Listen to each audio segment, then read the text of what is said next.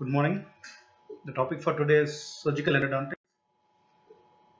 By the end of the lecture, you should be able to describe the principles of surgical endodontics, select suitable cases for surgical endodontics, recognize the patient from whom referral to be sent, explain the surgical endodontic procedure to the patient, diagnose and manage complications of surgical endodontics, and evaluate the outcome of surgical endodontics.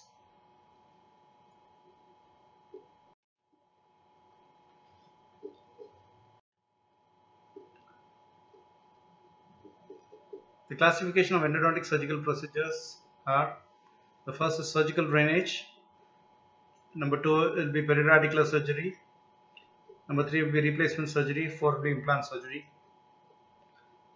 So we'll be dealing in detail about each topics in the consecutive slides.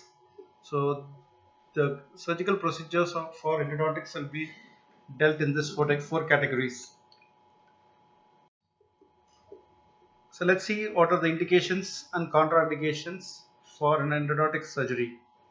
The indications are: if there is a need for surgical drainage, if there is a failed non-surgical endodontic treatment, that is irreversible root canal filling material or irretrievable intraradicular post, calcified metamorphosis of pulse space, if there are any procedural errors, that is instrument fragmentation, which you can see at the picture on the right side. You got an endodontic instrument which has been pushed beyond the apex of the tooth and got fractured, non-negotiable ledging, or if there is a root perforation when preparing the canal, or any symptomatic overfilling. If there is going to be an anatomical variation of the tooth, especially the root, if there is root dilaceration or apical root fenestration, or if you want to do a biopsy of the periapical region, you need to go for an endodontic surgery. If there is any correction needed, like root resorptive defects, root caries, root resection, hemisection, bicuspidization, or if there is going to be any replacement of the surgery with intentional reimplantation or post-traumatic, or if there is going to be any endodontic implant that has to be placed in the extraction site.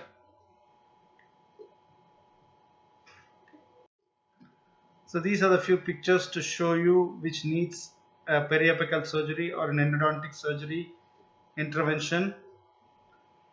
The picture A shows that over instrumentation which has gone beyond the apex and then fracture.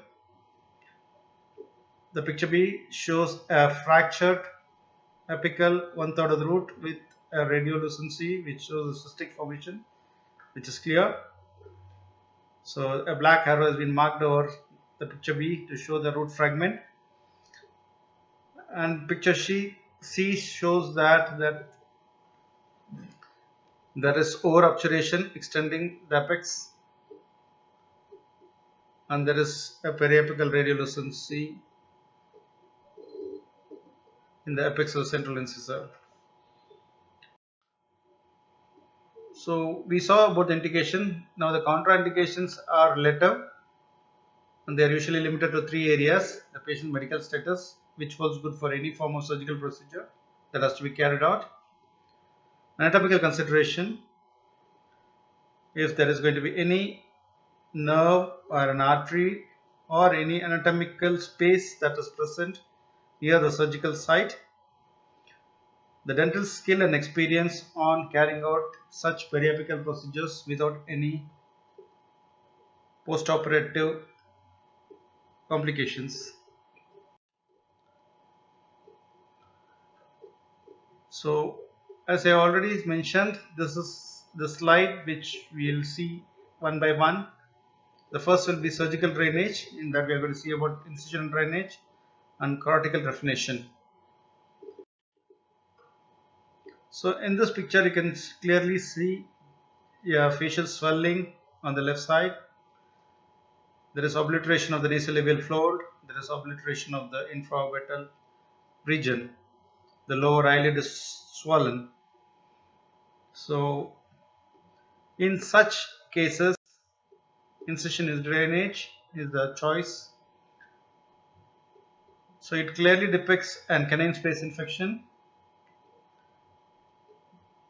So this is an incision and drainage tray setup, which is the basic armamentarium needed for incision and drainage. You can see a Bob Parker blade with a 11 knife, and you can see an mosquito forceps. You can see some curettes. You can see the basic diagnostic instruments. Plus, you can see some suture materials that have been kept, and of course the gauze to drain. This is a clinical picture and diagrammatic picture representing an abscess. The illustration on the left side indicates there is an abscess in the gingiva, which is more of a gingival abscess. The arrow has been pointing at the gingival abscess, which is treated merely by just giving an incision over the abscess, the more dependent area for it to drain. So you can see the incision is being made so that it drains through gravity. So you need to locate a region where there is dependency on drainage, and then it has to be incised. You can clearly see a pus being coming out after incising, tinged with blood. So the next one is going to be a cortical trephination.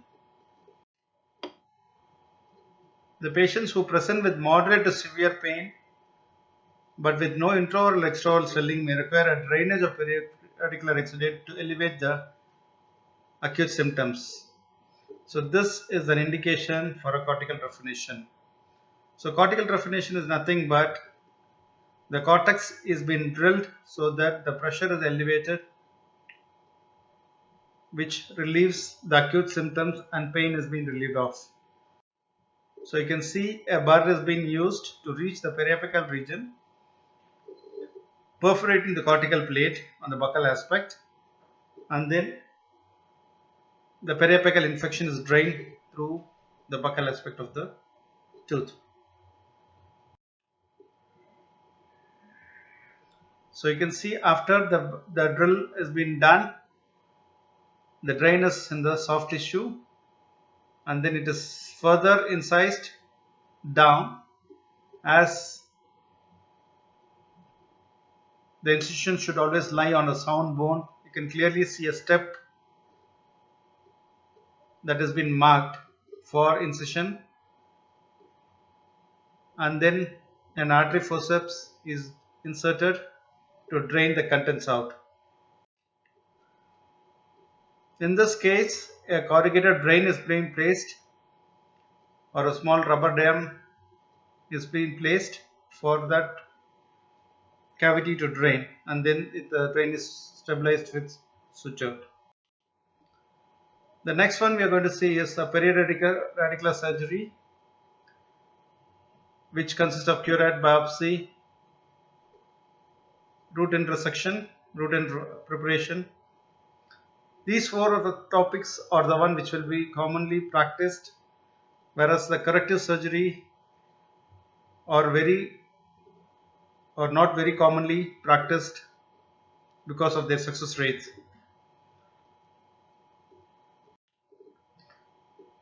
So most periarticular surgical procedures, regardless of their indications, share concepts and principles.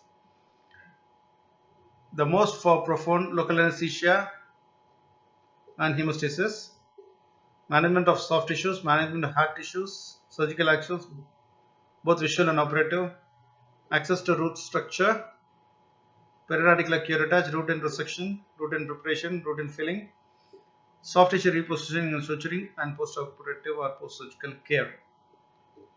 So these are the steps that are being followed.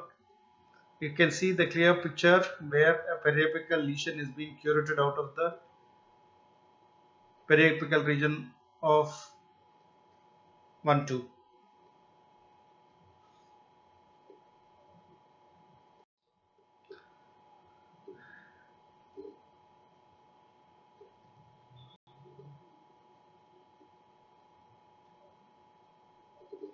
So you need to select an anesthesia. The more common one is local anesthetic. Then you need to know the technique what you are going to administer, and then after the procedure you need to know how the hemostasis has been achieved. So the right side gives the classification of topical hemostatic agents that have been used, which was well aware or covered in your basics of your dental extraction complications. When talking about the management of soft tissue, the incision plays a very major role in managing soft tissues. The wider the incision, the more the access is, the more the trauma to the tissue. So plan for an incision based on the basic principles of flap, and then elevate the incision. The elevation is morely of mucoperiosteal. Elevate along with the periosteum. Then retraction, retract it with a retractor which doesn't traumatize the tissue. Try to get the repositioning in place and get the suturing how well it can adapt to the tissues preoperatively. So you can see few of the incision that has been placed in the anterior region if you want to do a periapical surgery for 1-1. So you can see the markings for various types of incision and various types of flap design that can be elevated. So the principles and guidelines of flap design are straight snugly in the original position, which I already mentioned.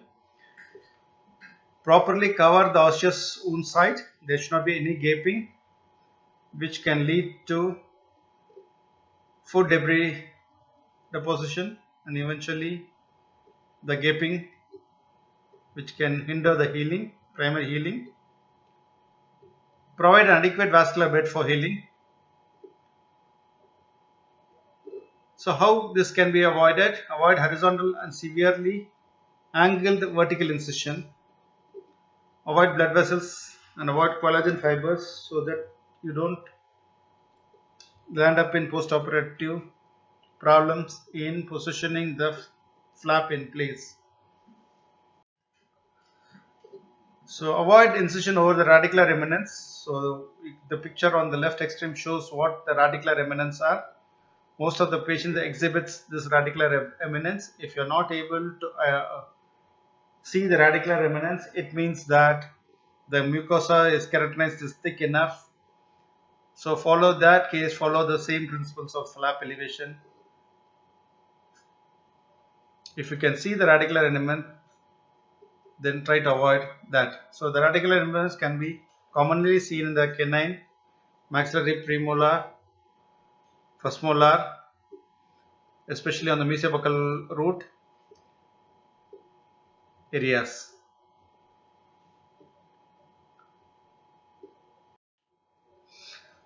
The incision should be placed and flaps should be positioned over a solid bone. So a minimum of 5 mm of bone should exist between the edge of the bony defect and the incision line. So when you are going to give a clavicular incision, make sure that there can be a 5 mm of bone left over the root apex to fulfill this criteria. Avoid incision over the major muscle attachments. So you can see, avoid the frenum.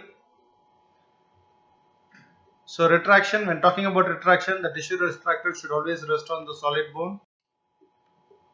The extent of the horizontal incision should be adequate to provide visual and operative access with minimal soft tissue trauma. The junction of the horizontal, circular, and vertical incision should either include or exclude the involved interdental papilla. So you can see very clearly on the picture which is right and which is wrong. So don't give an incision in the middle of the interdental papilla.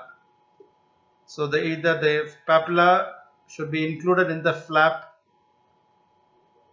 when you are going to elevate flap when the teeth are present.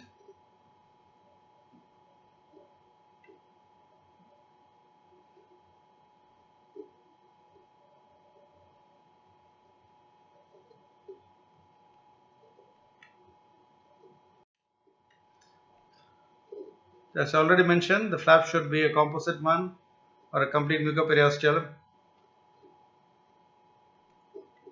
which includes marginal, interdental, and attached gingiva, alveolar mucosa, and the periosteum.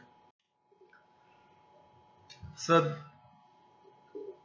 what are the different types of periarticular surgical flaps?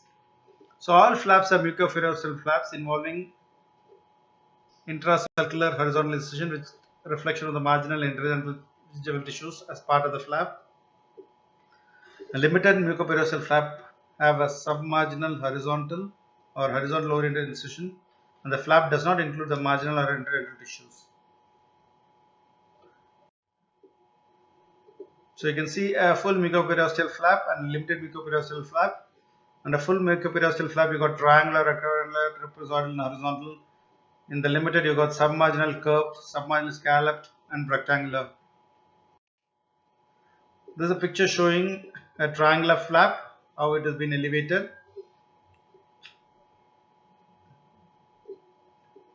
You can see there is only an incision on one side. So when the flap is being raised, it shows that it is triangular in shape, whereas the other incision are placed on the clavicular region. So the tooth which needs to undergo periapical surgery is 1 So you take the incision one tooth away and then elevate the flap. This is a picture showing the rectangular flap. The same for 112. So rectangular is also called double vertical.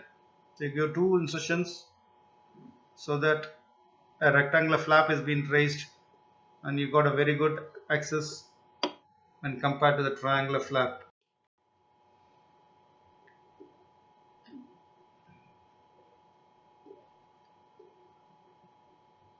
The rectangular flap and the trapezoidal flaps are almost same.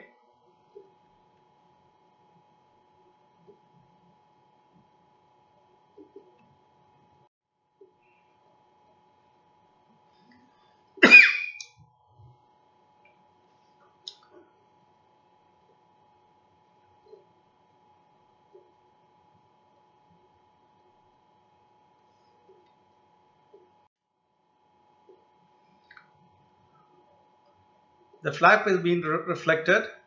The root attached fibers are damaged and then destroyed by direct electric forces. Damage to these tissues may result in loss of their viability and gingival recession.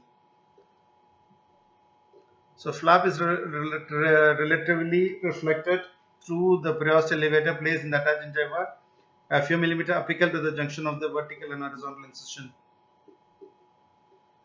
So you can see clearly where the periosteal elevator is being placed.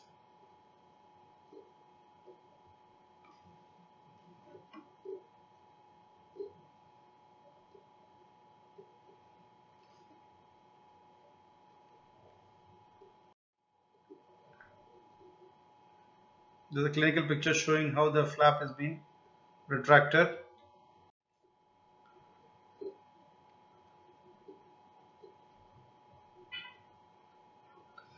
These steps will tell you how to locate the apex.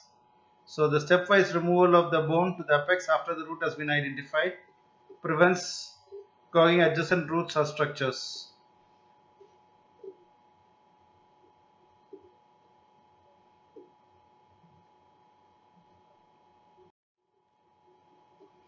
A curette has been used to take the periapical content. It depends upon the size of the lesion, how big the periapical lesion is going to be, and then it's curated accordingly. Then root resection is carried out. The extent of resection depends on the number of canals, the lateral canal, remaining crestal bone, and how far you can access. And then the angle of resection is always been made so that the filling stays in place. It doesn't slide down, so you have to prepare the cavity in the apex so that the filling apical seal is being obtained. So that's the cavity preparation. Apical 3 mm prepared parallel to the coincident with anatomical outline. Should be self-retentive. Isthmus should be removed. Remaining dental wall should not be weakened. So these are the simple steps to prepare a cavity in the periapical region.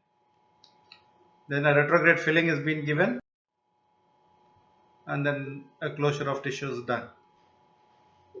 So you can see the closure has been done for the vertical release incision and the incision that is made in the interdental papilla. So we have saw about the periradicular surgery. The next is going to be a corrective surgery. In the surgery involving the correction of the defects in the body of the root other than the apex. If it is going to be an apex, then we are going to do the periapical or periradicular surgery. If it is including in the body, then it's going to be a corrective surgery. That the defects only the coronal and middle third of the root can be done. So when it is done as there is a procedural accident, perforation, resorption defect, root caries, root fracture, periodontitis, periradicular surgery, root resection, hemisection, intentional reimplantation. Because of the prognosis, most of the procedures are limited.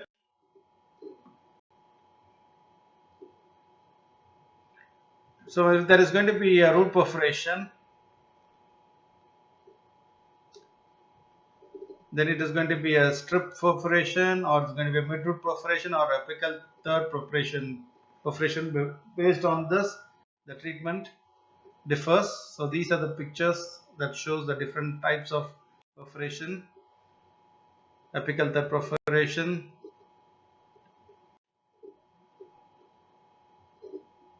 The next is about the resorption and root caries. These are few of the pictures which shows the resorption and root caries, and which has been addressed by elevating a flap and reaching the accessing the root, and then a filling that has been done.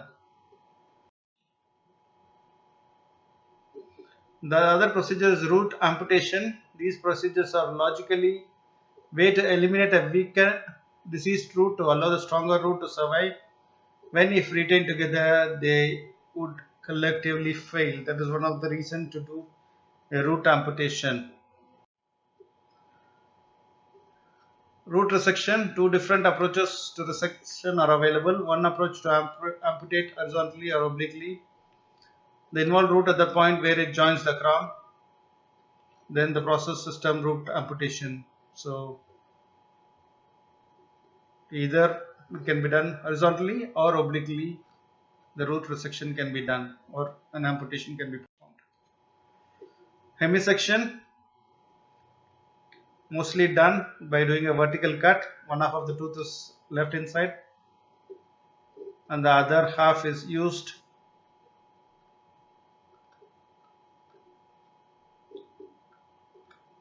which is pathologically deceased, and then the other half is being used as a bridge to retain